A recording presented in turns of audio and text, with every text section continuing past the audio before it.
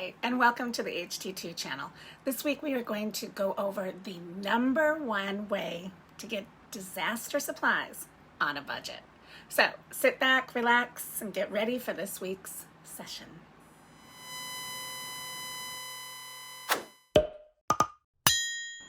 Welcome back to the HT2 channel. I'm Kelly, and I will be walking you through today's video.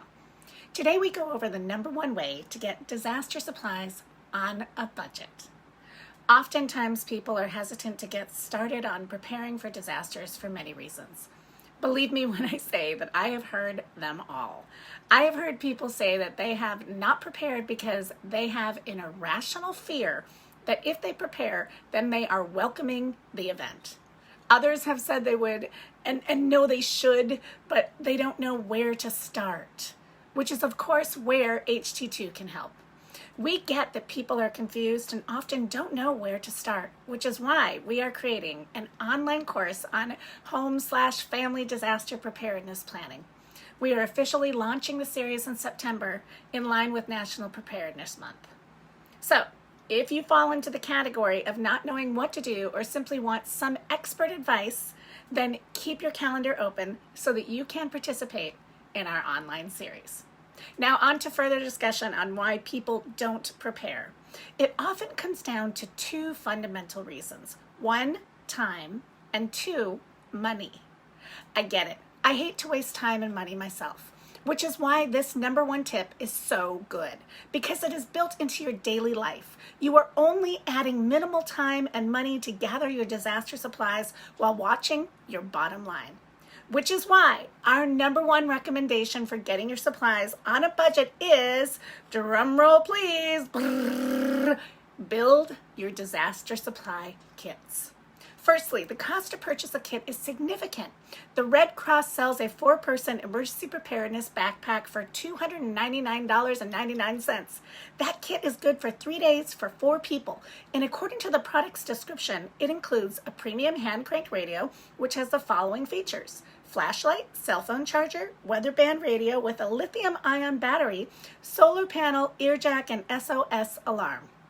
The kit includes 4 sets of food bars, emergency water packs, 4 collapsible water containers, hand warmers, emergency blankets, rain ponchos, whistles, duct tape, and personal hygiene kits, along with ample first aid supplies in a zippered pouch, all enclosed in a backpack for mobility. Let's think about this for a moment. 1, it is not customized to your family's specific needs, and 2, it is very basic, giving you only 3 days of food and water. The best purpose for this kit is to store it in your trunk in the event that you must evacuate.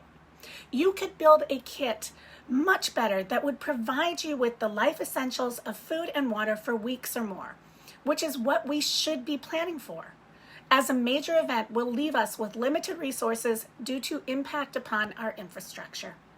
So, begin by assessing what you want in your kit and then seeing what you already have in your home. Duct tape? Yep. Personal hygiene? Yep. First aid supplies? Yep. Now, I won't use myself as an example because I have everything that is detailed out in the Red Cross kit and beyond. So, how did I do it? I started with what we had in our home. We got some backpacks from Goodwill and began customizing our kits for our 3-person, 2-dog, 2-bearded dragon family. When we first started, I would add things that we needed by going to the big warehouse food store and picking up at least 1 food item for our kits. Every time I went, I would get peanut butter, canned fish, canned beans, canned tomatoes, canned soup, rice, pasta, canned fruit, etc. Over time, we built some significant kits to store in our cars and in our house. We use our basement as our storage for our 2 to 3 week kit and rotate the food on the shelves as we need to replenish. This way we never let the food expire and we have the food we normally eat in our disaster supply. It didn't take much time and the monies to build the kits were spread out over time, limiting the direct hit to the pocketbook. Well, that is a wrap for this week. Remember that your kit should be built to meet the needs of your household. The more people you have living in your home, the more supplies you will need at a minimum. Good luck, and let us know how it goes. We hope you found this week's video informative and helpful. Please like, share, and follow us for all the latest videos. Tap that bell too.